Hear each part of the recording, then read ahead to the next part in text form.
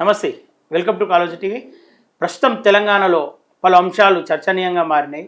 గతంలో ఏదైతే 6 గ్యారంటీలు ఇచ్చారో ఆ 6 గ్యారంటీలను పక్కదోవ పట్టించి అటు రాష్ట్ర గీతం పైన అలాగే చిహ్నం పైన జరగబోయే దశాబ్ది ఉత్సవాల పైన మొత్తం తెలంగాణ ప్రజలను అటు నాయకులను అటే డైవర్ట్ చేశారు. ఒకసారి దానిపైనే అసలు చిహ్నం మార్పు పైన సంగీతం పైన ఏం జరుగుతుంది, కొంతమంది ఉద్యమకారులతో మేము చర్చించామని చెప్పేసి అన్నారు. అసలు ఏ ఉద్యమకారులతో చర్చించారో తెలుసుకోవడానికి ఈరోజు గాదే ఎన్నయ్య గారి దగ్గరికి వచ్చాం. అన్న నమస్తే. అన్న నమస్తే అన్న, చాలా రోజులు బిజీ తర్వాత ఫ్రీ అయినట్టు ఇప్పుడే. ఓకే అన్న, రాష్ట్ర చిహ్నం మారుస్తున్నారు, ఉద్యమకారులతో మేము చర్చించినాం అని చెప్పేసి అన్నారు. మీతో ఏమైనా చర్చించారా అన్న? అంటే నీకు తెలిసిన ఉంటారు కదా ఉద్యమకారులు, ఎవరితో చర్చించారు ఐడియా ఉందా అన్న? అంటే వాళ్ళ దృష్టిలో మరి ఎవరు ఉద్యమకారులో నాకైతే తెలియదు. మరి పొంగులేటి శ్రీనివాసరెడ్డి ఉద్యమకారుడా, లేకపోతే తెలంగాణని వద్దని వ్యతిరేకించి కొట్టి తిట్టి నానా రకాలుగా ఇది చేసిన వాళ్ళు మరి వాళ్ళు ఉద్యమకారులు ఏమో తెలియదు. కానీ తెలంగాణ రాష్ట్ర సాధన ఏర్పాటు తర్వాత నాకు తెలిసినంతవరకు ఇప్పటి వరకు ఎవ్వరు కూడా, ఏ ప్రభుత్వం కూడా, గత ప్రభుత్వమైనా ఈ ప్రభుత్వమైనా తెలంగాణ రాష్ట్ర సాధకులైనటువంటి వాళ్ళని ఎవరిని కూడా, ఏ రంగంలో ఉన్న వాళ్ళని కూడా పిలిచినట్టుగా నాకైతే అనవాళ్ళు లేదు. గత ప్రభుత్వం లేదు, ఈ ప్రభుత్వం లేదు, ఇప్పటి వరకు అయితే అటువంటిది లేదు. మరి వాళ్ళ దృష్టిలో వాళ్ళు ఇప్పుడు ఏదో అంటారు చూడు, కాకి పిల్ల కాకి ముద్ద అన్నట్టు, మరి వాళ్ళకి ఎవడు ఉద్యమకారుడు అనిపించిందో రేవంత్ రెడ్డి గారికి. రేవంత్ రెడ్డి ఏమో ఉద్యమంలో లేడు, ఉద్యమంలో ఆయన పాత్ర లేదు, ఆయన భాగస్వామ్యం లేదు. ఆయన తెలంగాణ రాష్ట్ర సాధన అనే ఒక అంశం అనుకుంటే దాంట్లో ఎక్కడ ఆయన పాత్ర ఒక పేజీ కాదు, ఒక లైన్ కూడా ఉండదు ఆయనకి. ఏదో కొంత ఆయన అడపదడప, అప్పుడు టీఆర్ఎస్ పార్టీ ఆవిర్భావం అప్పుడు నేను ఉన్నా, నాకు తెలుసు, అడపదడప ఏమన్నా వచ్చిపోయేవాడు. కానీ ఆ జలదృశ్యానికో లేకపోతే అక్కడ కేసీఆర్ ఇంటికో ఏదో వచ్చిపోయేవాడు. కానీ అంతకు మించి ఆయన దీంట్లో ఒక క్రియాశీల పాత్ర పోషించినట్టు, నిర్మాణపరమైన పాత్ర పోషించినట్టు ఎక్కడైతే ఆనవాళ్ళు లేవు. ఉంటే గింటే మరి ఆయన చెప్తేనే మనకు అర్థం కావాలి, మనకు తెలియాలి. ఇప్పటి వరకు అయితే మనకి ఎక్కడ ఆయన చెప్పినట్టు మాట్లాడినట్టు ఆయన అయితే చాలా విషయాల మీద చాలా చాలా సందర్భాల్లో వేరే విషయాలన్నీ మాట్లాడండి. కానీ ఈ విషయంలో ఆయన పోషించిన పాత్ర మీద అయితే ఇప్పటివరకు నాకు ఎక్కడ కనపడలే. మరి ఆయన పోయిన తర్వాత ఇక ఆ క్యాబినెట్లో ఉన్నది ఎవరు, డిప్యూటీ సీఎంగా ఉన్న డిప్యూటీ విక్రమార్క, దాని తర్వాత ఉన్నటువంటి ఇంకా పొంగులేటి శ్రీనివాసరెడ్డి. అంటే మనం మంత్రిత్వ శాఖల బట్టి చూస్తే ఆ రకంగా ఎవరున్నారు చెప్పండి. పట్టిగారు లేదు, పొంగులేటి లేదు, ఉంటే అంతో ఇంతో ఉంటే పొన్నం ప్రభాకర్ అనే కొంత తెలుసు చరిత్ర, ఆయన పాల్గొన్నాడు, ఎంపీగా ఉన్నాడు, అది కూడా కొంత తెలుసు ఆయనకి, మొత్తం చరిత్ర తెలియదు. కాంగ్రెస్ పార్టీగా ఎంపీలుగా అక్కడ పాల్గొన్నప్పుడు ఆయన పాత్ర కొంత తెలుసు. ఇక మిగతా ఎవరున్నారు, శ్రీధర్ బాబు గారు, ఆయనకు పెద్దగా తెలిసినట్టయితే నేను అనుకోను, ఆయన పెద్ద పాత్ర కూడా పోషించలే. ఇక మరి ఇంకా మా సీతక్కకు అసలే ఈ విషయంలో పెద్దగా జోక్యం లేదు, ఆమె పాత్ర లేదు, ఆమె ఏది లేదు. ఇంకా మంత్రిత్వ శాఖల్లో ఉన్న వాళ్ళు ఎవరున్నారు, మన మహబూబ్నగర్ నుంచి ఉన్న మంత్రి కృష్ణారావు జూపల్లి, ఆయనకు పెద్ద లేదు. ఇంకా ఎవరున్నారు, కోమటిరెడ్డి ఏదో ఎన్ఎస్వై ఉన్నప్పటి నుంచి నేను తెలంగాణ కోసం చేయలే ఆయన. అప్పుడు కిరణ్ కుమార్ రెడ్డి వీళ్ళకి పడక గొడవలు అయ్యి ఆయన ఏదో రాజీనామా చేసింది. కానీ తెలంగాణ కోసం, తెలంగాణ రాష్ట్ర సాధన కోసం ఆయన చేసింది ఏం లేదు. ఇంకా ఎవరున్నారు, ఇక వరంగల్ కొండా సురేఖ మీ అందరికి తెలుసు, జగన్తో పాటు పోయి మహబూబాబాద్లో తెలంగాణ అన్నోళ్ళ మీద కాల్పులు చేసిన దాంట్లో ఆమె అక్కడ ఉండి ఉన్న ఆమె. తర్వాత అటు పోయింది ఇటు పోయింది, ఎన్నో పార్టీలు మార్చింది, ఏమేమో జరిగింది. ఇంకా మంత్రులు ఇంకెవరున్నారు. ఓకేనా, గతంలో కేసీఆర్ ఇదే బాటలో పోయిండు, ఏదైతే ఉద్యమకారులకు సరైన గుర్తింపు ఇవ్వకుండా ఉద్యమకారులను ఏనాడు దగ్గర తీయలేడు, అదే తరహాలో కాంగ్రెస్ పోతుంది అనుకోవచ్చానా? ఇప్పటికైతే అంతే కనపడుతుంది.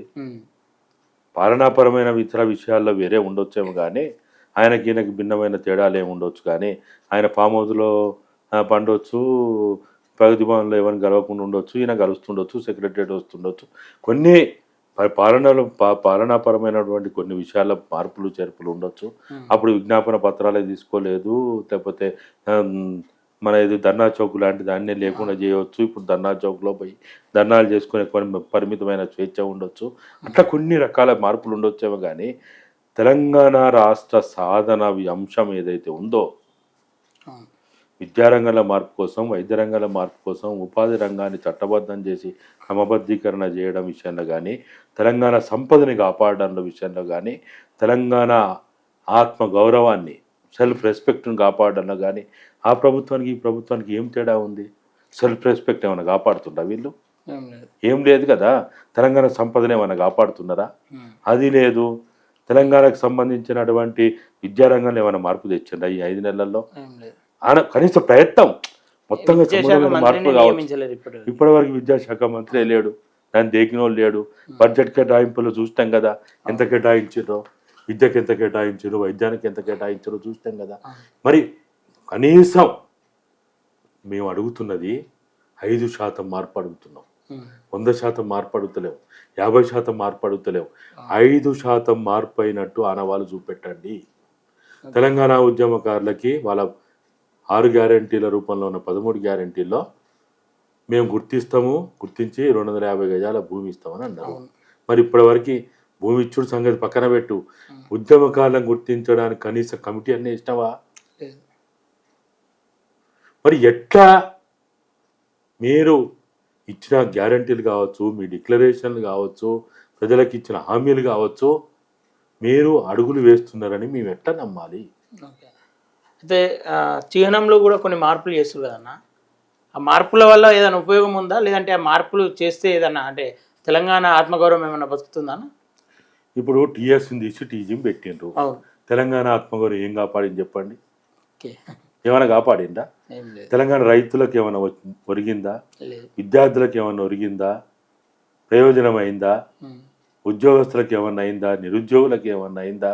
కార్మికులకు ఏమైనా అయిందా? జర్నలిస్టులకు అయిందా? లాయర్లకు అయిందా? ఎవరికి అయింది చెప్పండి? టీఎస్ని తీసి టీజీని పెట్టినావు, ఏమొచ్చింది? ఏమైనా జరిగిందా? ఒరిగిందా? ఇప్పుడు ఆ విగ్రహంలో మార్పులు చేస్తావు, ఆ చిహ్నాల్లో మార్పులు చేస్తావు, పాటలు ఏదో చేసి జాతీయ గీతం ఆల్రెడీ అందరు పాడుకుంటూనే ఉండే దీన్ని. స్కూళ్ళలో కూడా ఇదే జాతీయ గీతం ఉంది, పాడుతాను కదా. స్కూళ్ళల్లో కూడా బయట పాడుతూనే ఉంటాయి, అందరు పాడుతూనే ఉంటాయి. ఇప్పుడు అనేక రకాలైనటువంటి పాటలు ఏవైతే ఉన్నాయో వాటిని పాడతలేరా? పాడతారు. సంగీతంలో కూడా కీరవాన్ని తీసుకొచ్చి దీనికి సంగీతం చేపిస్తారు. దీనిపైన కొంతమంది మన తెలంగాణ కళాకారులు కూడా అభ్యంతరం వ్యక్తం చేశారు. దీనిపైన మీ అభిప్రాయం ఏంటంటే? అంటే ఇది ఒక రకంగా అహంభావంతో తీసుకున్న నిర్ణయాలు, మూర్ఖత్వంతో తీసుకున్న నిర్ణయాలు.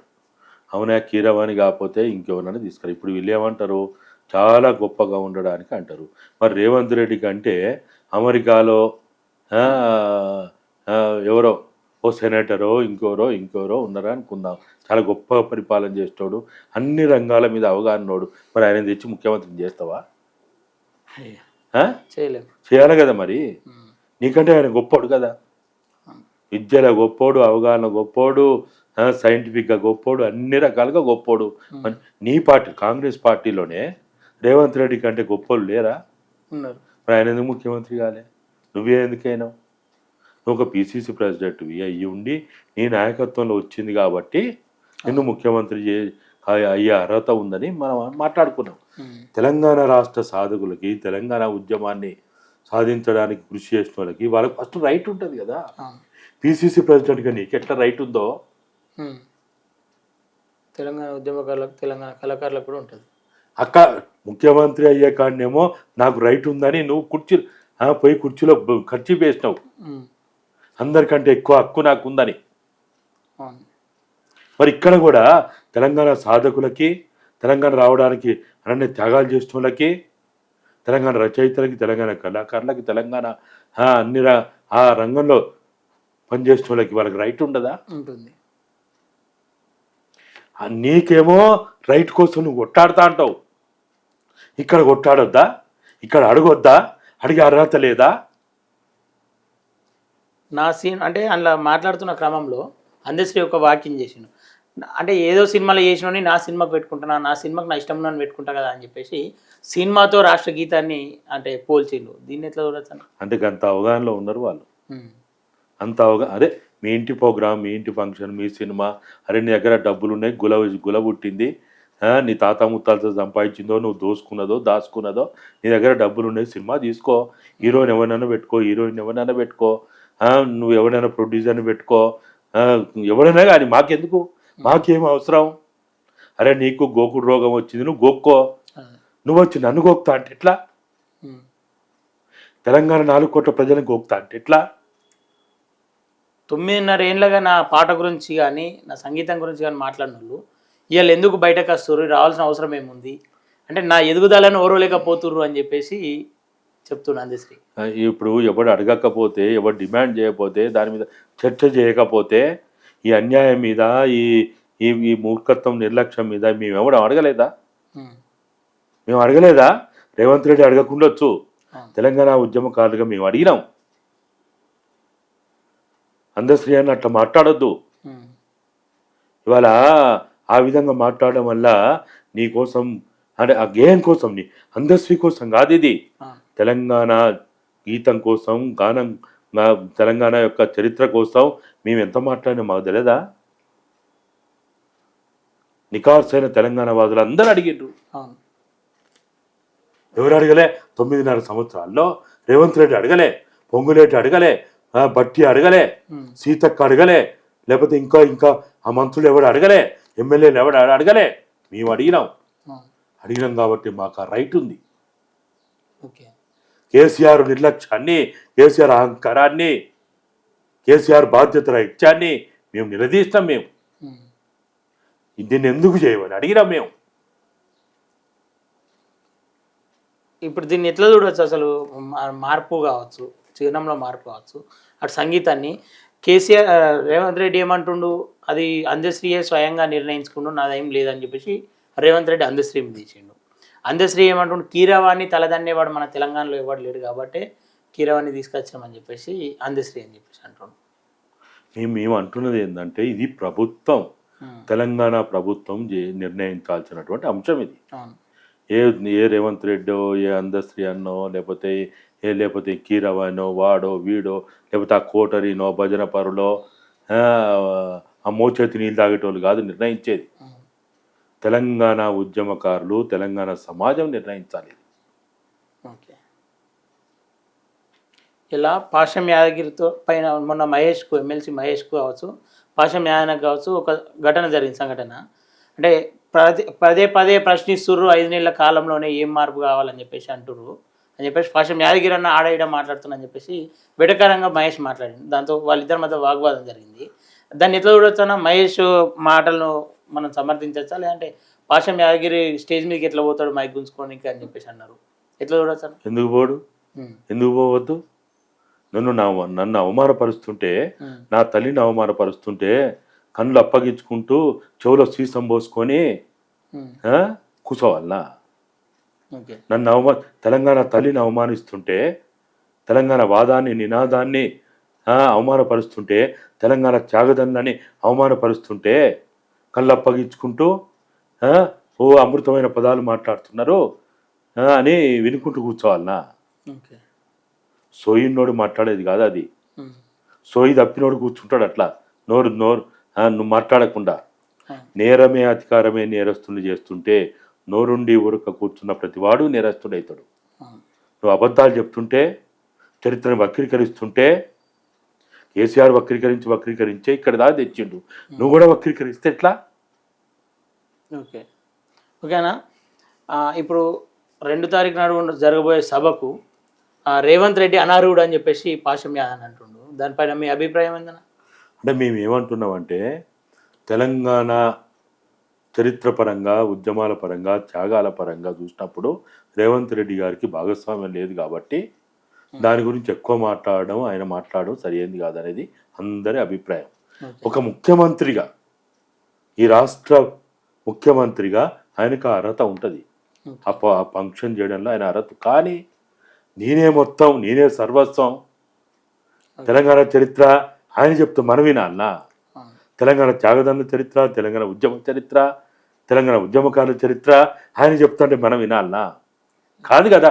ఒక ముఖ్యమంత్రిగా, ఒక ఇంటి పెద్దగా మీకు ఆ స్థానం ఉంది, ఆ స్థానం మీరు ఆ స్థానంలో ఉండండి, కాదని కాదు. కానీ చరిత్ర క్రమంలో లేనోళ్ళు, ఆ చరిత్ర ఎక్కడ భాగస్వామ్యం లేనోళ్ళు మాట్లాడితే మాకైతే అవమానం అనిపిస్తుంది కదా. మేము ముఖ్యమంత్రిగా మేము గౌరవిస్తున్నాం, మీరు పిలిస్తే మేము రావడానికి సిద్ధంగా ఉన్నాం, చెప్పడానికి సిద్ధంగా ఉన్నాం, తప్పులు జరుగుతూ సవరించడానికి సిద్ధంగా ఉన్నాం. కానీ కర్త కర్మ క్రియ అన్నీ నేనే అంటే ఎట్లయితుంది? తెలంగాణ ఉద్యమకారులుగా అంటే ఈ కాలంలో గెలిచిన కాలంలో ఎప్పుడన్నా మిమ్మల్ని పిలిచిండా? పిలిచిండు, ఆ మధ్య పిలిచిండు.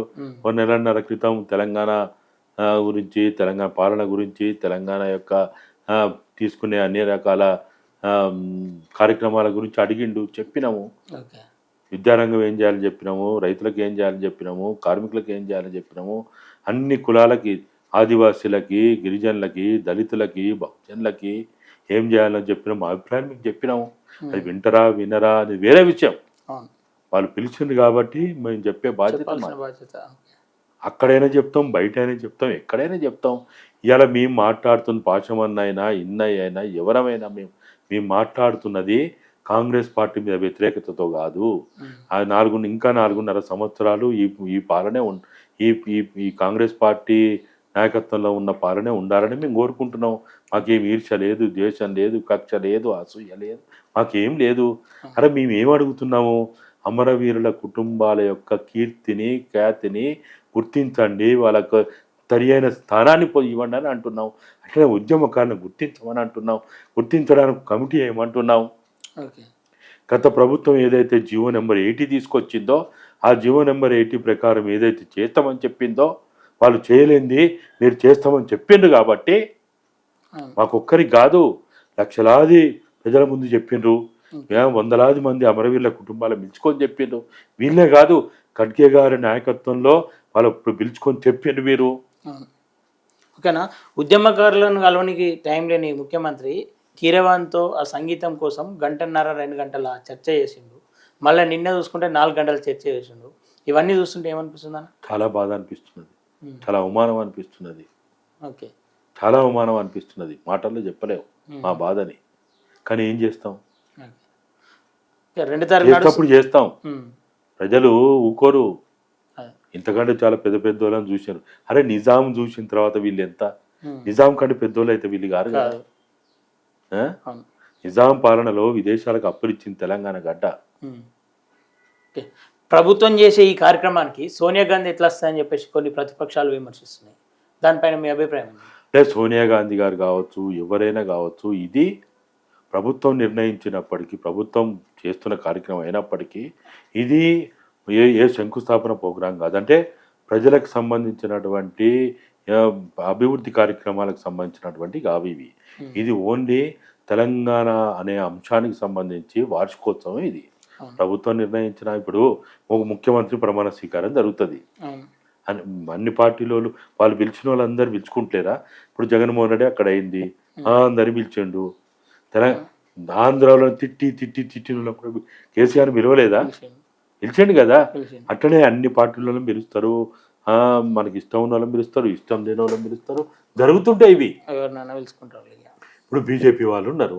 బీజేపీ వాళ్ళు వాళ్ళ మొన్న గుజరాత్, రాజస్థాను, మధ్యప్రదేశ్, ఛత్తీస్గఢ్ ఈ రాష్ట్రాల్లో మొన్న వాళ్ళు ముఖ్యమంత్రులు ప్రమాణ స్వీకారాన్ని అందరిని పిలుచుకోలేదా? ఎన్డీఏ కూటమిలో ఉన్న వాళ్ళు అందరిని పిలుచుకోలేదా? అరే దానికి ఇప్పుడు ఒక ముఖ్యమంత్రి ప్రమాణ స్వీకారం అయినా, ఒక వార్షికోత్సవం అయినా, అది ప్రభుత్వ ప్రోగ్రాం అయినప్పటికీ వాళ్ళు పిలుచుకుంటారు. మేమేమంటున్నాం? మేము కూడా ఈ ప్రభుత్వానికి ఏం చెప్తున్నామంటే, మీరు కూడా తెలంగాణ రాష్ట్ర సాధకులైన వాళ్ళు, కమ్యూనిస్టులైనా, నక్సలైట్లైనా, ఏ పార్టీలో ఉన్న వాళ్ళైనా, వాళ్ళు బీజేపీ వాళ్ళు కావచ్చు, వాళ్ళని ప్రతిపక్షం కావచ్చు, టీఆర్ఎస్ కావచ్చు, నీ ప్రతిపక్షం కావచ్చు, అయినా పిలువమంటున్నాం. కొట్లాడారు కాబట్టి, భాగస్వాములు అయింది కాబట్టి, వాళ్ళు కూడా దాంట్లో త్యాగాలు చేసింది కాబట్టి. గాదే ఎన్ఐకి ఇప్పుడు ఆహ్వానం వచ్చిందా లేదా? ఇప్పటి వరకు అయితే రాలేదు. వస్తే వెళ్తాడా? వస్తే కూడా నేను పదే చెప్తున్నా, తెలంగాణ రాష్ట్ర సాధనలో ప్రముఖ పాత్ర పోషించింది తెలంగాణ త్యాగదండ్రులు, అమరవీరుల కుటుంబాలు. వాళ్ళని ఫస్ట్ గౌరవించాలి, గుర్తించాలి. ఆ తర్వాత తెలంగాణ రాష్ట్ర సాధనలో అనన్య త్యాగాలు చేసిన వాళ్ళు వేల మంది ఉన్నారు, లక్షల మంది ఉన్నారు. వాళ్ళని గుర్తించాలి, గౌరవించాలి. వాళ్ళందరూ అయిపోయిన తర్వాతనే మేము అంటే సమయం కూడా తక్కువ ఉంది, మధ్యలో 2 రోజులే ఉంది. ఈ 2 రోజులలో వాళ్ళందరినీ పిలిచడం సాధ్యమవుతుందా? ఎందుకు కాదు? అరే ఇంత టెక్నాలజీ పెరిగిన తర్వాత ఎంత సాధ్యం కాదా? అవుతుంది. అన్నీ ఓపెన్గానే ఉన్నాయి కదా. ఓకే. పోలీసు వాళ్ళు అడిగినా చెప్తారు, రెవెన్యూ వాళ్ళని అడిగినా చెప్తారు. వాళ్ళ ప్రభుత్వం తలుచుకుంటే ఎంత చెప్పని. మీ మండలంలో తెలంగాణ ఉద్యమంలో ఎవరెవరు పాల్గొన్నారు, ఎవరెవరి మీద కేసులు అయినాయి, ఎవరెవరు ఏమేమి జరిగిందంటే ఎంత చెప్పని. పెద్ద పని అది. ప్రభుత్వం మనస్ఫూర్తి అనుకుంటే పెద్ద పని కాదు. అరే మనసు ఉంటే మార్గం ఉంటుంది.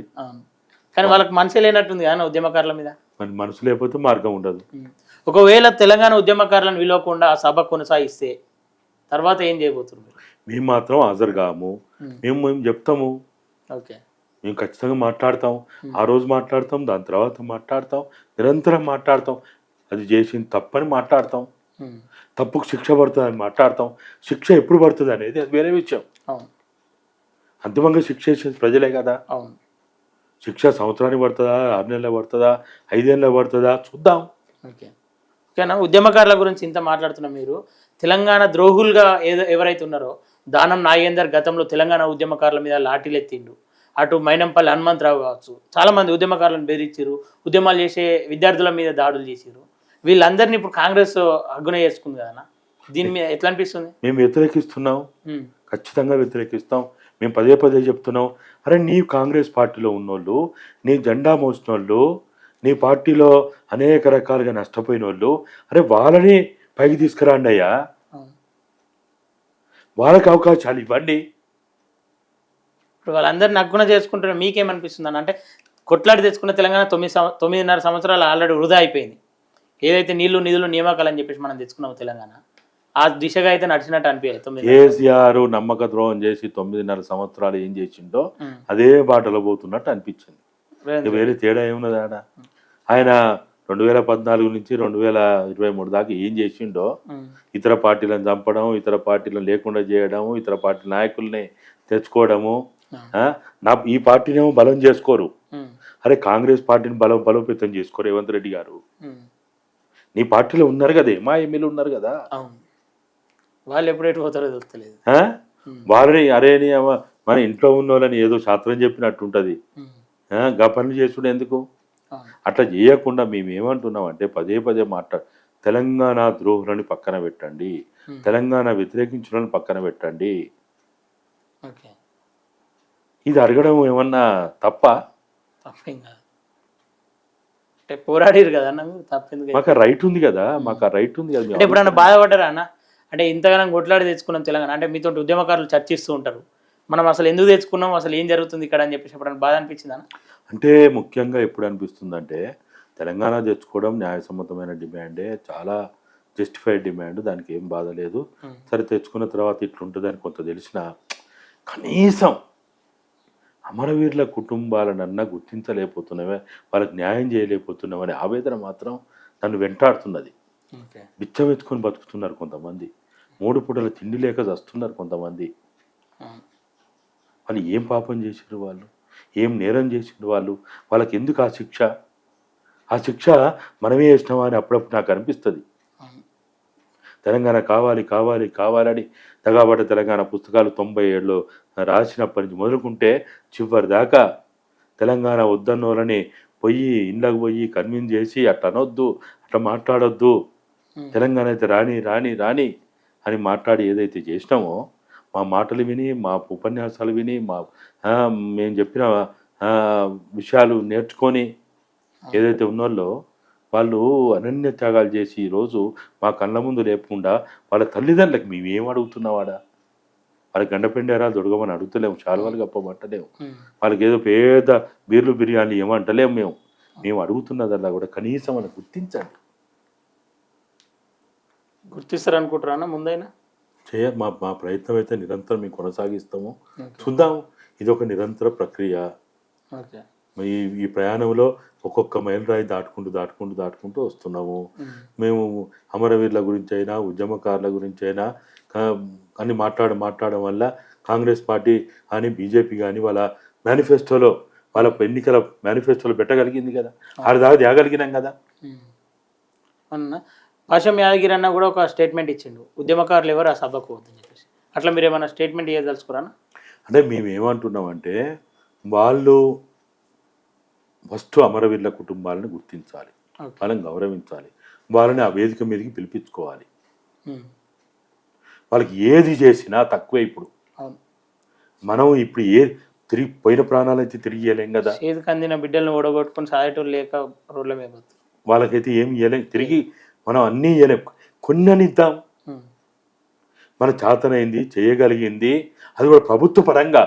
మీ ఎవరి ఇంటి నుంచి ఏమంటలేం, ప్రభుత్వ పరంగా చేయమంటున్నాం. అది వాళ్ళని అనన్య త్యాగాలు చేసినటువంటి బతుకున్న ఉద్యమకారులు ఉన్నారు, నష్టపోయిన వాళ్ళు, విద్యాపరంగా నష్టపోయిన వాళ్ళు, ఉద్యోగపరంగా నష్టపోయిన వాళ్ళు, ఆస్తుల పరంగా నష్టపోయిన వాళ్ళు, సమయం వయసు పరంగా నష్టపోయిన వాళ్ళు ఎంతోమంది ఉన్నారు. మీలాంటి యువకులు ఎంతోమంది ఉన్నారు. వాళ్ళని గుర్తించమంటున్నాం, వాళ్ళని గౌరవించమంటున్నాం.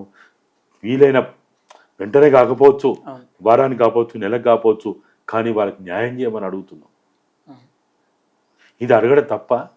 ఇవన్నీ చేస్తే, ఇవన్నీ జరిగితే అప్పుడు మేము ఈ వార్షికోత్సవం ఫలప్రదమైంది, నిజమైన వాళ్ళకి గుర్తింపు ఇచ్చిండ్రు, నికాల్సైన వాళ్ళకి నీవు గుర్తింపు ఇచ్చిందని మాట్లాడడానికి మాకు కూడా నోరు వస్తుంది. మేమే చెప్తాం కదా. ఎవడన్నా మేము ఇప్పుడు చెప్తున్నాం కదా, సోనియా గాంధీని పిలవడానికి అర్హత లేదని ఎవరన్నా అంటే కూడా అర్హత ఉందని మేము మాట్లాడుతున్నాం. ఒక్క సోనియా గాంధీ గారిని కాదు, రాష్ట్ర సాధన కోసం 33 పార్టీలు ఈ రాష్ట్రంలో, వాళ్ళ పార్టీ లేకున్నా తెలంగాణ కోసం 33 పార్టీలు లెటర్లు ఇచ్చిండ్రు. రాష్ట్రపతి గారికి ఇచ్చిండ్రు, ప్రధానమంత్రి గారికి ఇచ్చిండ్రు, అసెంబ్లీ పార్లమెంట్ స్పీకర్ గారికి ఇచ్చిండ్రు. మరి వాళ్ళందరూ త్యాగాన్ని గుర్తించాలి కదా. వాళ్ళ కోసం వాళ్ళు అంటే కృతజ్ఞత. అసలు తెలంగాణ అంటేనే కృతజ్ఞతతో కూడుకున్న సమాజం ఇది. ఒక్కరోజు ఒక్క పూట మంచినీళ్ళు ఇస్తే కూడా వాళ్ళని తలుచుకుంటాం మనం. కాకతీయులు ఎందుకు తలుచుకుంటున్నావు? చెరువులు దొవ్వించిండని, కుంటలు దొవ్వించిండని, ఒక సంపదను తయారు చేసిండని. ఈవెన్ నిజాం కూడా ఎంత నిరంకుశుడైనా ఇక్కడ ఆయన ట్యాంక్ బండ్ అంటే ఎవరు అనుకుంటాం? ఉస్మాన్ సాగర్ అంటే ఎవరు అనుకుంటాం? నిజాం సాగర్ అంటే ఎవరు అనుకుంటాం? ఈ చరిత్రని తప్పును తప్పనాల, ఒప్పున ఒప్పనాల, మంచిని మంచనాల, చెడుని చెడనాల. అని మిమ్మల్ని ప్రశ్నిస్తే, మిమ్మల్ని అడిగితే మీకు చరిత్ర తెలియదు, మేము చెప్తున్నాను అయినారు ఎందుకు? రూపాయి ఖర్చు లేకుండా చెప్పడానికి సిద్ధంగా ఉన్నాం కదా.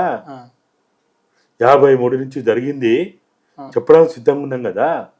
96 నుంచి అయితే మా కళ్ళతో చూస్తాం కదా, కాలు బల్పం కట్టి తిరిగినాం కదా. ఇంచు తెలంగాణ సమాజం తెలుసు కదా. 33 రోజులు నేను కేసీఆర్ తెలంగాణ కోసం లోకల్ బాడీ ఎన్నికల్లో 33 రోజులు హెలికాప్టర్లో మొత్తం చెక్కర్లు కొట్టినాం కదా. భూమి మీద నడుచుకుంటూ తిరిగినాం, ఆకాశంలో తిరుగుకుంటూ కూడా చూసినాం కదా తెలంగాణని. చివరిగా అయితే తెలంగాణ ఉద్యమ అమరులను, అటు ఉద్యమకారులను అందరికీ ఆహ్వానం ఇస్తే మేము పోతామని అంటారు, అంతేనా? వాళ్ళందరినీ గుర్తించినామని మాకు నమ్మకం కలిగిన తర్వాత, వాళ్ళకి న్యాయం జరుగుతుందని నమ్మకం కలిగిన తర్వాత ఖచ్చితంగా పోతాం. మేమే పోతాం, ఎయిర్పోర్ట్కి పోయి సోనియా గాంధీ గారిని ఆహ్వానిస్తాం. అరే నీ పార్టీ ప్రోగ్రాం కాదు, మాది ప్రోగ్రాం. తెలంగాణ అంటే మాది. తెలంగాణ రాష్ట్ర సాధనలో మేము చేసిన అనన్య. అరే నేను నెలల తరబడి చెల్లపల్లి జైల్లో ఉన్నా తెలంగాణ కోసం 2006లో.